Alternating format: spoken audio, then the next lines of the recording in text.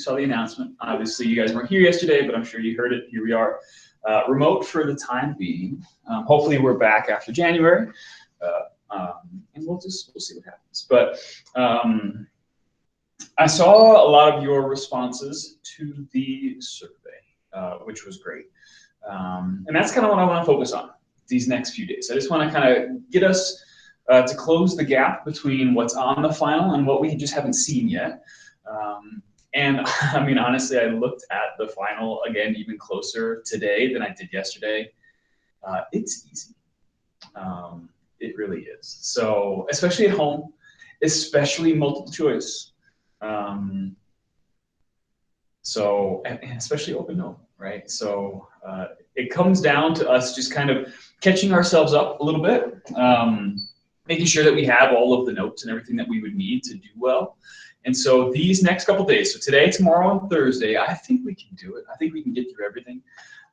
So the responses to that last question on the survey that asked about what you want to do, basically kind of like when do you want the final to happen? How long do you want to spend reviewing, stuff like that. It was pretty split between the first three choices in terms of who wanted to take the final when. You know, did you want to take it early, in the middle of the week, or towards the end of the week, or even the week after? I'm probably just going to split the difference because some people said, let's do it Monday or Tuesday. You know, some people said, let's do it Wednesday. Some people said, let's wait a week. You don't need a week to review. Trust me, it's going to be easy. So I will probably make the choice, since we are going to be live on Mondays and Wednesdays for the 2 weeks after Thanksgiving, before the final. We will take our final on Wednesday. Okay, you will log on live to the Google Meet. I will release the test at that time, and you will take it live as if we were in school, but open notes and you know, just filling out something virtually, multiple choice, sending me any scrap work that you'd like in case you get something wrong and you want some partial credit. I'm happy to do that, and we'll just kind of go from there. So take us on the right way, something to write on. I just want to touch on a couple things. I'll give you a little bit of time to practice today, and no homework for tomorrow, and because we're going to meet every day this week. So let's do it. Let's kind of fill in the gaps of where we kind of left off yesterday with chapter 3 stuff. You know, we looked at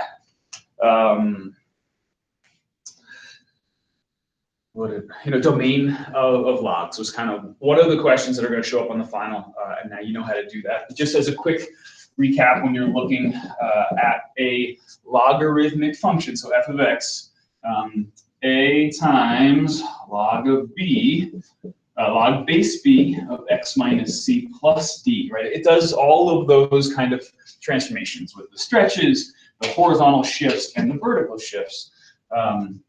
No matter what, the only thing that matters is c. And the domain of this function will always, always, always be from this number to infinity.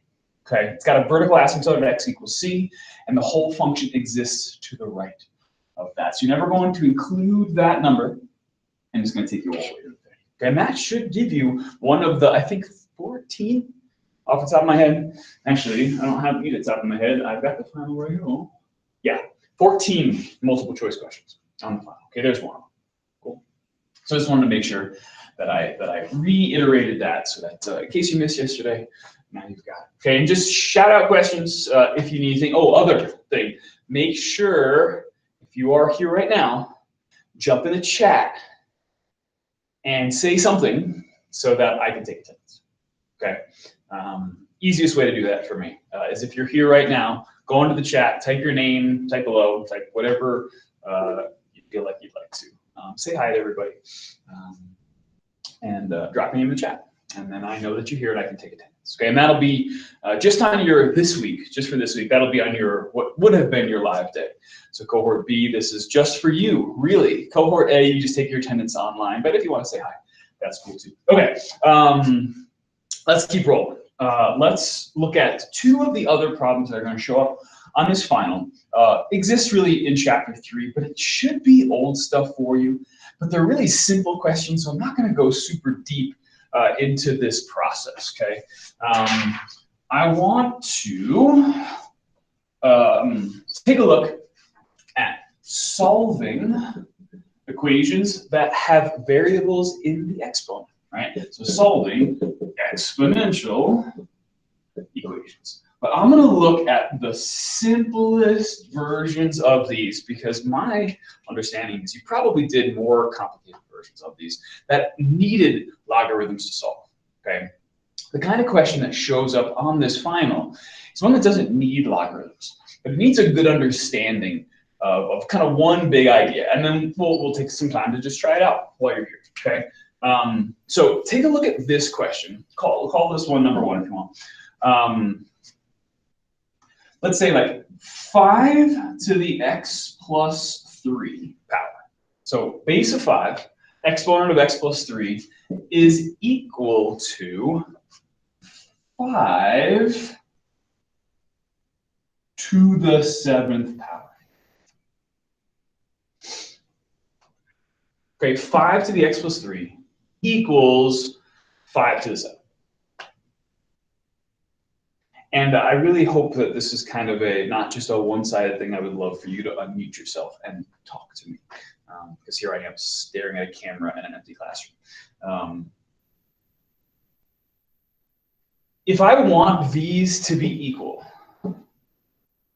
and this exponent is 7, and they both have the same base,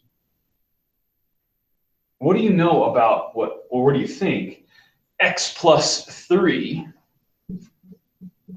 should be equal to if they have the same base already? Should be equal to 7. Right? If I have the same base and I want them to be equal, I better just have the same exponents. Does that make sense? Is that pretty obvious? Like, okay, whatever this is should better be equal to this if the bases are already the same. And so what I want you to start trying to recognize is that if you have the same base and you want them to be equal, the exponents had better be equal as well. And then, man, that's easy, x equals 4.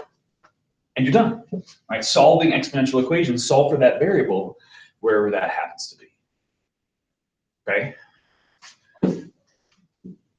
So if it was, I don't know, who cares? Pi to the 2x minus 1 equals pi to the 5th. Something like that. Are the bases the same?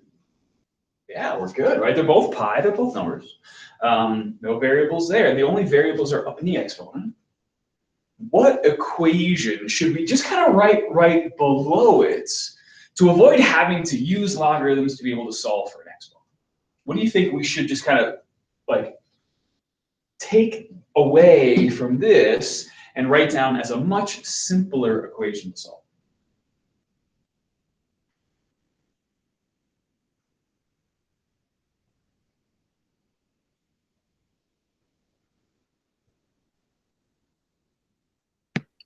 Two x minus 1 equals 5. Perfect.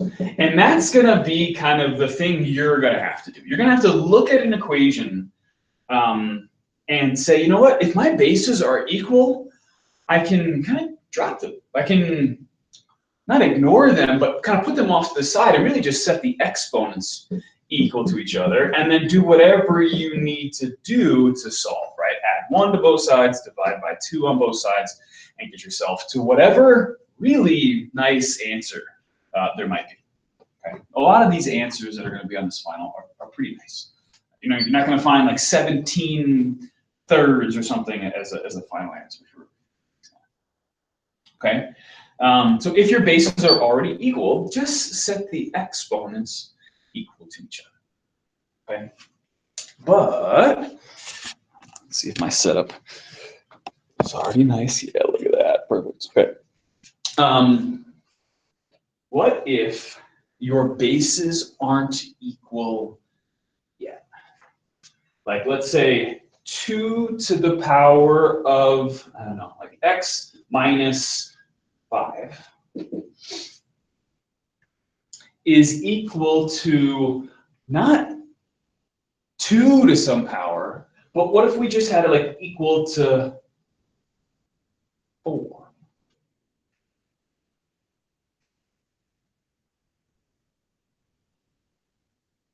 Two to the x plus 5 equals 4. Well, our bases aren't the same yet. But if I could rewrite either one or both sides of this equation so that I do have the same base, then we can kind of take the path that we took with number 1 and number 2 and just set the exponents equal to each other. Okay, and so the issue here is that this number is too big, right? 4 is too big. And so if I could figure out a way to leave the left side the same, 2 is about as small as a base as I can get. If I could rewrite 4 as this base, whatever was already there, to some power, then I can just set the exponents equal to each other. So how could we rewrite 4 using the same base that's already there? Like, what is 4? 2 squared, right? The right side is the same. The left side is the same. So these two equations are the same. And so what I should be able to do now, kind of after this kind of in-between step, oh, this has just got a whole lot easier. Take the exponents, set them equal. Okay. And like I said, these can get more complicated where you would have to change both bases.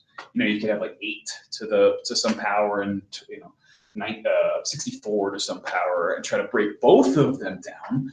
But I'm telling you, this final is easy. They're only going to make you work with 1. Okay, let's do 1 more. Okay. 3 to the power of, and I'm keeping it pretty simple, I don't know, 3x plus 2 is equal to, I don't know, how about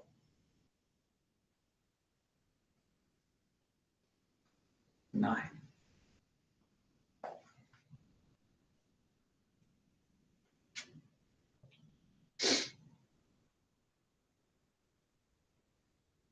How could we rewrite this right side so it has the same base as the left side?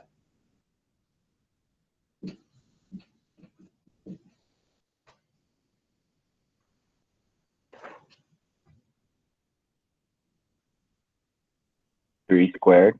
Yeah, right? 9 is 3 squared. So I don't have to write anything that's not true. I just have to rewrite that right side so that they're the same. Okay? Then drop the bases and just set the exponents equal to each other. And do whatever you need to do. Subtract by 2 on both sides, divide by 3. Okay, 0, that's an answer, that's fine. Do whatever you need to do to get them to be the same.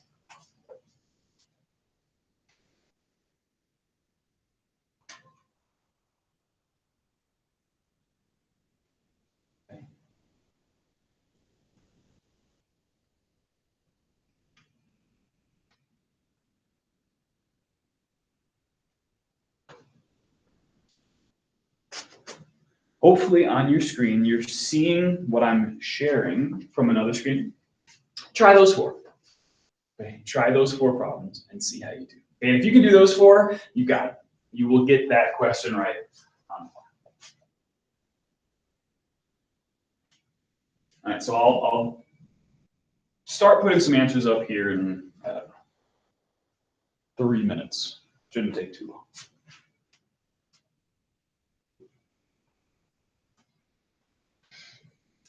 And there's other ways to do this. Again, you could use logarithms, right? Inverses of exponentials are logs, and the inverse of a log is exponential.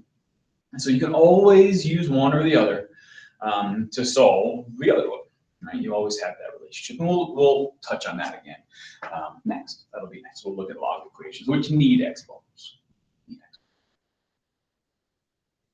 Okay, but this is the idea, and the answers are pretty simple. So hopefully that works out.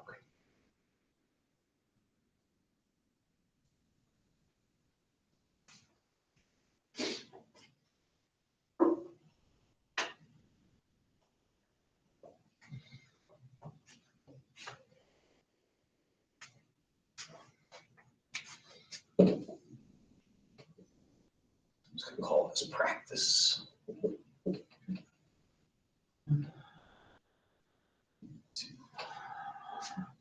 3, 4. What are those equations? 2 to the 2x plus 1 equals 4. 3 to the x plus 5 equals 9. 2 to the 4x minus 3 equals 8. And 3 to the 2x minus 1 equals 8. So kind of knowing some powers obviously is going to come in pretty handy here. But they're going to pick nice ones. They're going to pick ones that you can change that base on the right side to be the same as the base as the one on the left.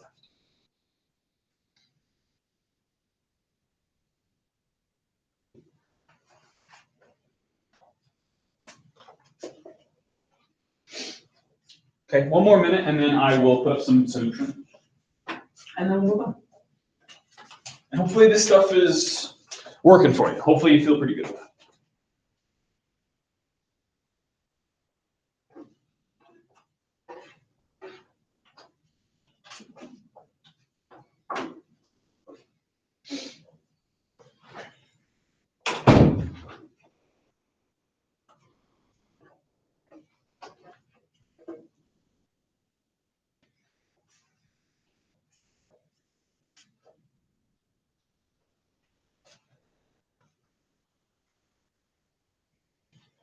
Let me look at you.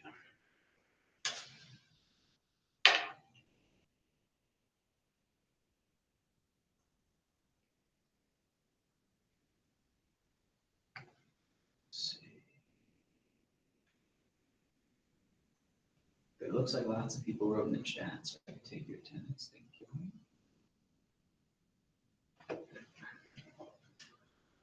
Okay. I hope you're good. I'm going to stop sharing. I'm going to get off of this version. Pin myself again for recording purposes and write down some answers. Right? 2 to the 2x plus 1 is 2 squared. Right? Rewrite 4 is 2 squared. Set the exponents equal. Okay, so 2x plus 1 equals 2, and do whatever you need to do. Subtract 1, divide by 2, x equals 1/2. Looks good. Okay. Same thing here on the right. Really just have to write this as 3 squared. Okay, and then set the exponents equal. X plus 5 equals 2. So x equals, subtracts 5 on both sides, x equals negative. 8, again, we want to use a power. I don't want to call that like 2 times 4. All right, I need to rewrite it with an exponent. So 8 is 2 to the 3rd. Okay, and then set the exponents equal. 4x minus 3 is equal to 3. Add 3 on both sides, so 4x equals 6. Divide by 4, so you get 6/4. You can call that 1.5, or you can call that 3/2. Either one's fine. Decimal has an end, you can use it, okay? And then last one, 81 is 3 to the 4th. And if you don't know that, you should just play around and calculate, right? 3 squared, 3 to the 3rd, 3 to the 4th, oh, there it is. Right? You should be able to find a nice answer that works. Set the exponents equal, add 1, divide by 2, so call it 5/2, or call it 2.5, either one's fine.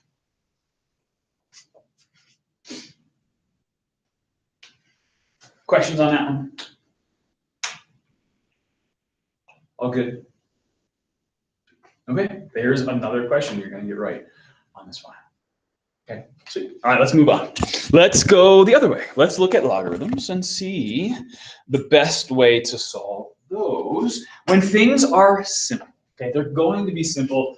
Hopefully not last semester, well, yeah, maybe last semester. You could have done exponentials and logs last spring. I don't know how far into Algebra 2 it takes to get there, depending on whether you took regular or honors, or you're with me. But solving log, and you can say logarithmic equations, or you can just say log equations, that's cool too. Solving log equations are going to be very simple on this file. They could be super complex if we wanted to go that far into it. And if this was like regular precalculus with trig, then we would. Why would we spend the whole chapter doing this? And we'd graph, and we would do transformations, and we would do regression, and all sorts of fun stuff that go with logs. Exponential growth is like a super common, high school math topic about how real world growth happens. No. Logarithmic growth is much more universally recognized as kind of the way that natural things happen. Things grow logarithmically, not so much exponentially. Okay, but what we need to be able to do is kind of bounce back and forth using what's called the definition of logarithms. And this really is just a way to kind of bounce between two equivalent setups, two equations that are both true. Okay, an exponential version and a logarithmic version that either isolates the exponent or the argument, right? The argument is the inside of a logarithm, okay? So normal setup for logs, a log equation has log base b, so whatever that base is, of something, okay?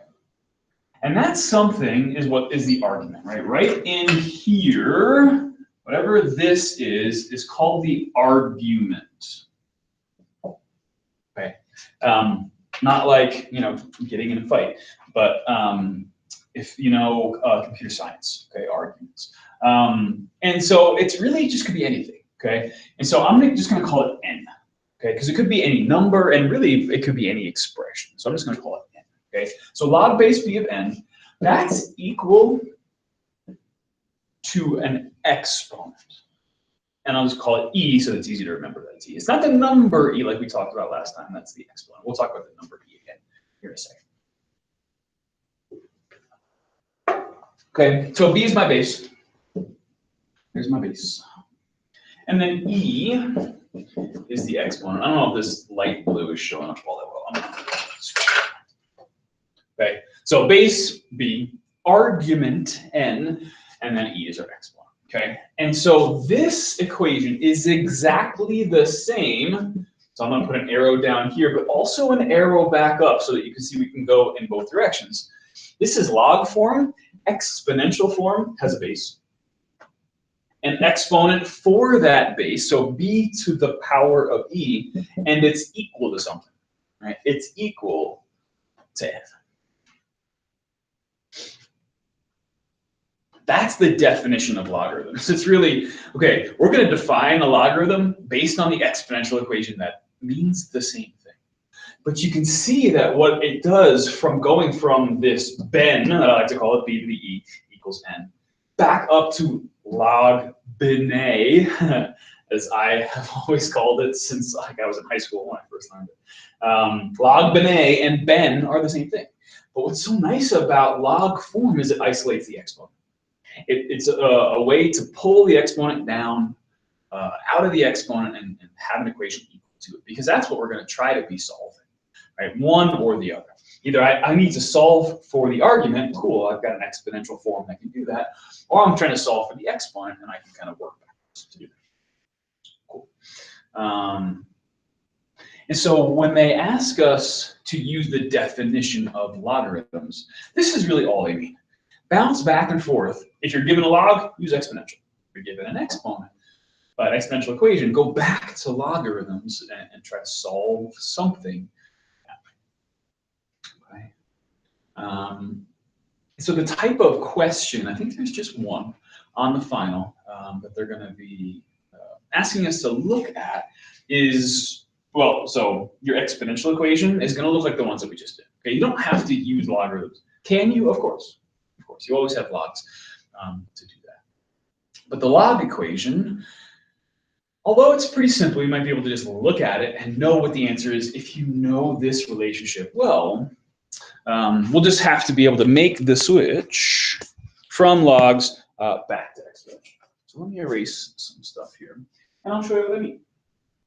And again, this is exactly the kind of stuff you probably started with at the point last year where you did any kind of logarithms. And then I'm guessing you built up from there and did harder and harder and harder ones. That's cool. That's a good one. We won't have to do super difficult ones for this final, so I'm going to keep it relatively simple. Number one. Log base 3 of x equals 4. Solve this logarithmic equation. That's really all I want us to do. And when the first word in a set of instructions for a math problem is solve, it's just tell me what the variable is, right? Give me an answer for x that works for the equation that's there. Okay. And so what I need to be able to do is to go from log bin a, right? There's my base, 3. There's my argument, x, and there's the exponent, right? There's 4. Rewrite it in log form, right? Go back to this over here and, you know, just write the same equation in exponential form. And so if I know that my base, my argument, and my exponent, b, n, and e, are really the only 3 things that I need, then I should be able to just make the switch because I've got all 3 of those pieces. And I'll just write it in the right order. I'll write it not in log bin a, but I'll write it as ben. Okay? My base is 3, the argument is x, the exponent is 4. That's the order it came. Log bin a, 3x and 4, 3x. And my job is to just write it in exponential form in terms of ben. There's my base, 3.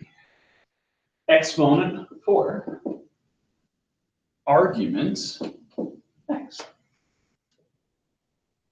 And if my goal is to get x by itself, ta-da, I did it. I just want to write the simplest version of 3 to the 4. Okay. Because we'll have a base to a power, and we just want to write whatever that is. So what is 3 to the 4th? 3 times 3 times 3 times 3. All right, 3 to the 4th power. You've got calculators, use them.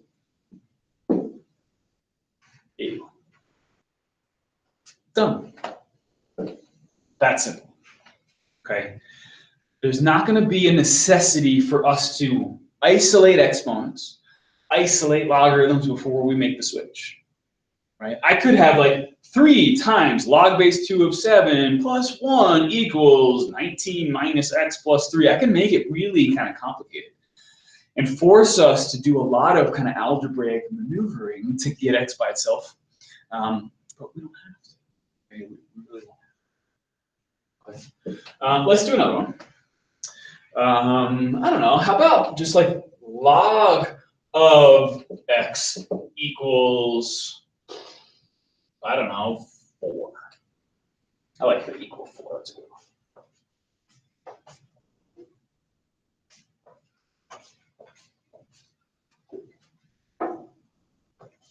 Okay, now you don't have to do this b equals n equals e equals thing on the side, but you certainly can if you want to stay organized. And that kind of work on a pretty simple question might be the kind of thing that you do write down and send to me separately, like via Canvas. I'll have a final exam assignment on Canvas where you can upload your scratch work, any kind of side work that you do for these problems. So that if you do happen to get the multiple choice wrong, I can go back to your scratch work and check to see if you wrote anything down. Seriously, write anything useful down, you can get some points back for sure. Because 14 questions, 14 into 100 is about 7. Right, so every question is going to be worth 7 points. If you get 2 questions wrong, you don't have an A on the final anymore unless you show me some work. Okay.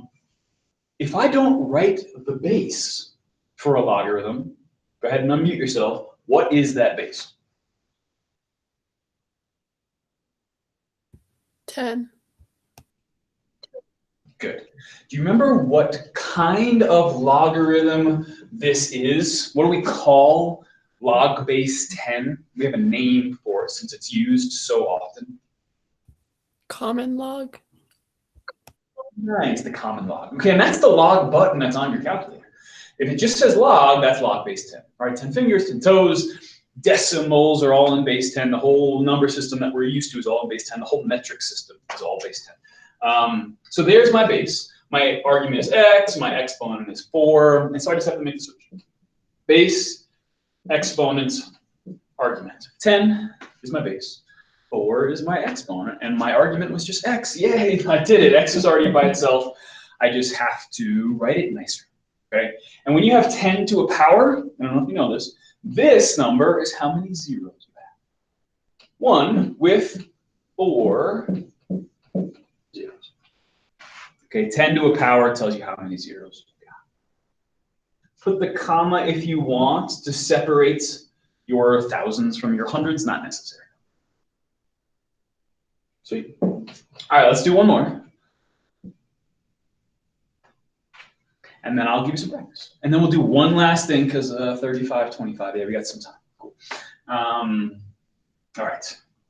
One more logarithm equation. ln of x equals 2. If you saw yesterday, we talked about this ever so briefly right at the end. Okay. But I cannot stress enough to you, not in a pre-calc kind of level, although super nice in pre-calc, but how important this logarithmic function and its inverse, the exponential version, how important it is to deal with growth, exponential growth or logarithmic growth when you have a certain base.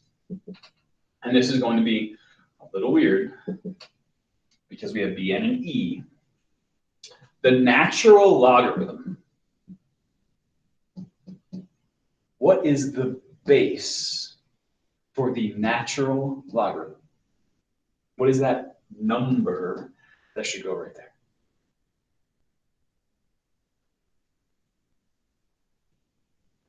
E? Yes. The number e. Okay. Now, if you rewrite it like this, you go from ln to log base e, that's okay. But really, you don't have to, right? If you recognize that the natural logarithm, now ln is just a different language. Logarithma naturale, logarithm natural, right? The natural logarithm. So I like to write my L's like this. Like log is, this clearly isn't 10g or 1og, right? It's ln, kind of looks weird if you don't write it like that. It kind of looks like 1n, but that's okay too. You're gonna see me use a script L a lot when I write ln. Your base is the number e. Okay. E, remember, is approximately 2.7, 1828. If you want more decimals, you can. It repeats the 1828, and then it goes 45, 90, 45. This is not something you have to have memorized, not even close. But knowing that it's about 2.7 is nice, right? That keeps going. And the pattern really breaks down in terms of those digits. This is just kind of not coincidence. It happens naturally. The 2.7, 1828, 1828, 45, 90, 45. It's what happens when you take 1 plus 1 over x to the x and you let x go to infinity. That's the number e. Okay. And there's actually a couple really cool breakdowns of e that I'll show you when we get to calculus. And there's other ways to define it using infinite series, sums of numbers, and infinite fractions. But either way, this is some irrational number, kind of like pi or phi or things like that. E is really important to us in calculus, okay? And so when I solve this, okay, so my base is e, my argument is x, my exponent's 2, my job is to just make the switch. e squared equals x. I have x by itself. And this is some irrational number times itself. So that's going to be the best way to write that answer. Right? Pi squared is pi squared. Right? There's not much we can do there. The square root of 7 is the square root of 7. Some irrational number, as long as it's as simple as it gets, that's the best way to write it. If that drives you crazy that the x is on the right and not on the left, make a switch. I'm okay with that. Call it x equals e squared. That's fine. I just always write it base exponent argument because that's ben. And for so long, I've had log ben a is ben stuck in my head when it comes to dealing with logs and exponentials. So I always write it in that order. But if you're cool to make the switch and go, you know, n equals b to the e, that's fine. And that's really what that is. Okay. Ta-da! There's going to be your next question that you're going to get right on this final. Okay, I'm going to give you one more chance to practice this kind of stuff, so I'm going to log in again from my other computer. I just think the recording goes a little bit better.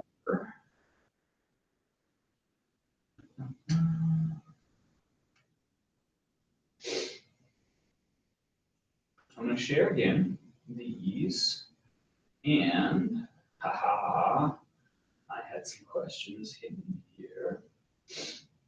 I took the ink and I made it white. There you go. Okay, so try those 5 real quick, and make sure you can do those. Because if you can do those, you'll be just fine. And I don't know if I went a little crazy by putting. I made some arguments just a little bit bigger than x, and I made them x plus 2 or something like that. You know what? I'm gonna make life easy. I'm gonna make life super easy. Away go all of those. Let's just call them all x. There you go. Because I think, and pause for a second. I just want to stop sharing just for a quick second. Yeah, I thought so. The one on the final doesn't have any argument bigger than x, so let's keep it short and sweet. There you go. These should be really quick. 1 or 2 steps, depending on what you've got.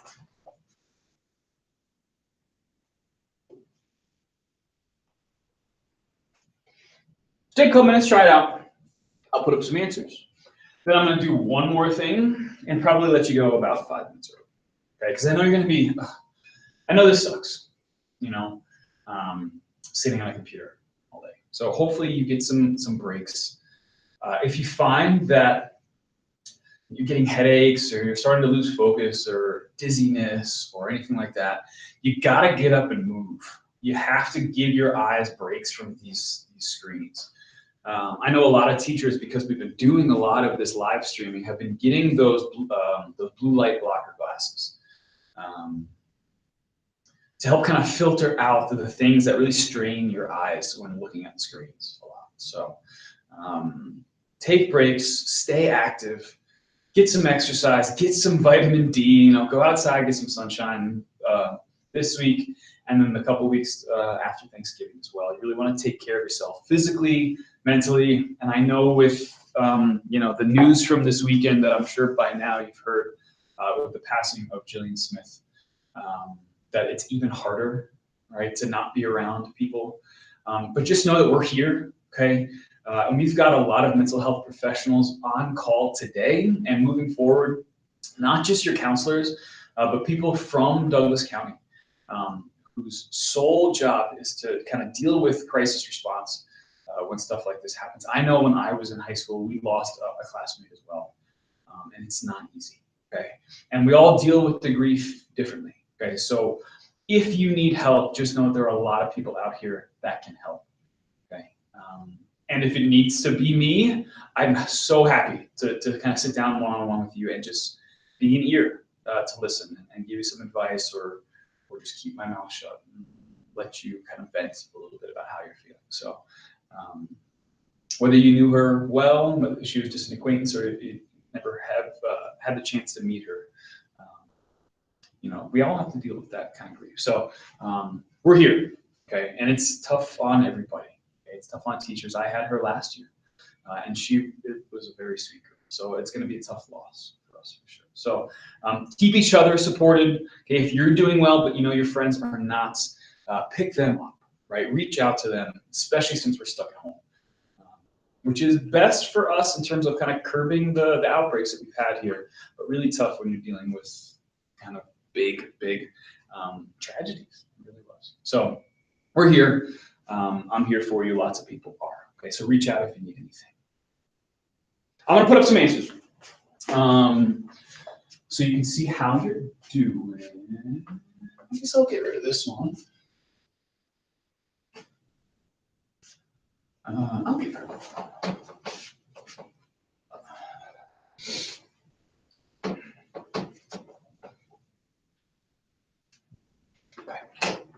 Oh, I should probably, did I share it? Yeah. Let me unpin myself so I can see that shared. There we go. Okay. Log base 3. So this was 5. Log base 3 of x equals 2. Write the b, n, and e if you want, but it really comes down to 3 squared equals x. So x equals 9. Switch colors for a new one. Oh, I like this one. This one's log base 2 of x equals 3. And make sure you're saying that right too.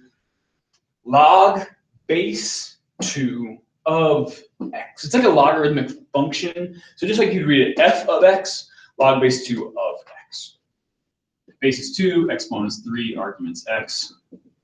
2 to the third is 8. Please don't put 6. Don't multiply those together. Use your exponents right. That would be such a silly thing to lose points on. Okay.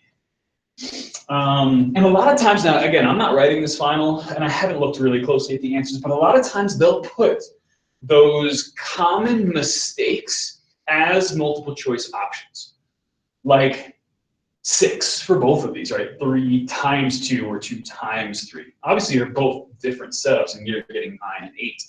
Depending on which one's the base and which one's the exponent. Did I really? Okay. Number 7, log base 4 of x equals 3.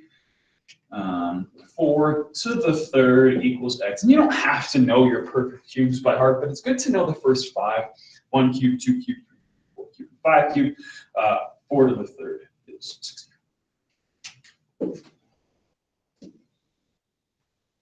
16. Log of x equals 2. Okay, you got to know that when you have the common log, that your base there is 10. 10 squared equals x. So I've got a 1 with 2 zeros. We know 10 squared. And then I bet I put an ln for the last one. What did I put? ln of x equals 5. So that's e to the 5th equals x if you want to make the switch and put x on the left. There you go. X equals e to the 5th.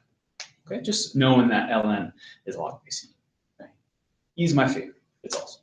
You're gonna like it in calculus a lot. Trust me, especially BC next year if that's what you go on, or you're senior, you go on to take Calc 1. It's freshman year of college, if that's where you're headed. Knowing how helpful e is as a base for both logs and exponential functions, like e to the x. Whew, the calculus gets so much easier. so much easier. And we'll see it a little bit next semester for sure. Cool, there we go. Done. There's another question you're gonna get right. Let me give you, since we just have a couple minutes, and then I'll let you go, one more question that you can get right. Super easy, okay? Because I saw that this one came up as one of the questions that you felt less comfortable with when I looked at that survey. Let me stop sharing. And leave this one. So hopefully it pings me back here. Equations of circles seem to be one that you just hadn't seen before. I don't know if you did it in geometry. Circle equations. These are super easy because we don't have to solve for them by completing the square twice. If you did it last year at all, I bet algebra 2, that was completing the square kind of thing. If you did it in geometry, they probably just gave it to you. Okay, here is the setup. Okay, the only thing that makes one circle different from another is twofold. One, how big it is, and two, where it is. Everything else about circles is exactly the same, right? They all are equally distant from some center, okay? And so those are the only things that we need. I need the center, the where it is part, and the how big it is, the size of the radius. Okay. Circles are the set of points equidistant from a center. Right? You put a center, you attach a string to it, and you just go around. There's a circle. Okay. The radius we're just going to call r. So when I write this equation, you know what I'm talking about. And the center is a point, some xy, but it's not just any xy. It's a specific one. And so just like the vertex of a quadratic, we gave it a specific set of unknown constant setups. I'm going to do the same thing here. They use the same letters, h and k. Okay, so your center is hk, and your radius is r.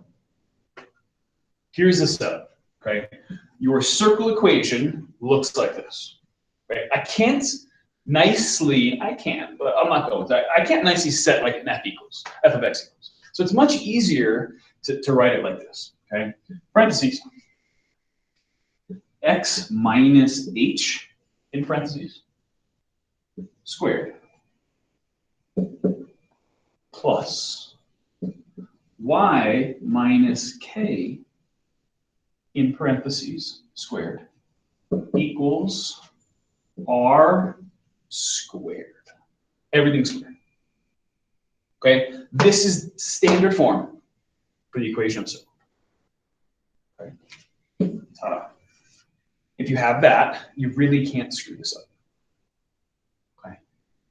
And what I should be able to do is, if you give me a center and a radius, I should be able to just write it down. Okay, and that's what I'm going to do. I'm going to do two of them, and you'll see what it looks like. Okay, so let's say they told us that the center of my circle was 3, 2, and the radius of the circle is 5.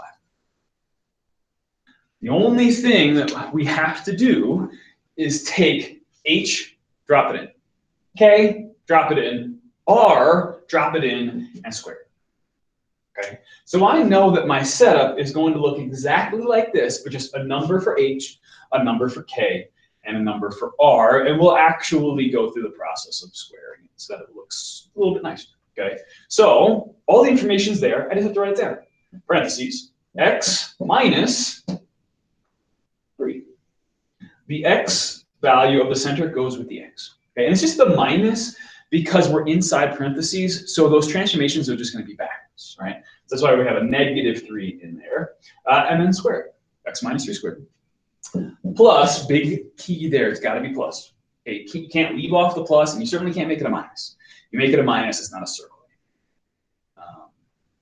I wish we had the time to look more at those kind of things. That's pretty cool. Okay, and then parentheses, y minus whatever k is, okay, 2 squared equals 5 squared. So I'm just going to write 25. I'm not going to change the 5. I'm going to always change the 5 squared to 25, or 4 squared to 16, or whatever it is. I'll actually go through the process and square it, but I don't have to multiply this out. In fact, I really don't want to. Same thing with the y's, because now the center is just staring me in the face. There it is, 3, 2. Okay. Careful with your signs, right? If they made this center like -3, 2, we would just have to change that to a plus. The sign inside will always be the opposite. And there you go. There's another question you're going to get right. With my last 5 seconds of class, I will bid you adieu until tomorrow. No homework. Thank you guys for coming. If you didn't write your name in the chat, please do. Otherwise, I will see you tomorrow for more review, basically, of stuff you don't know. Thanks, everybody. Have a good day. Thank you. Thanks, guys.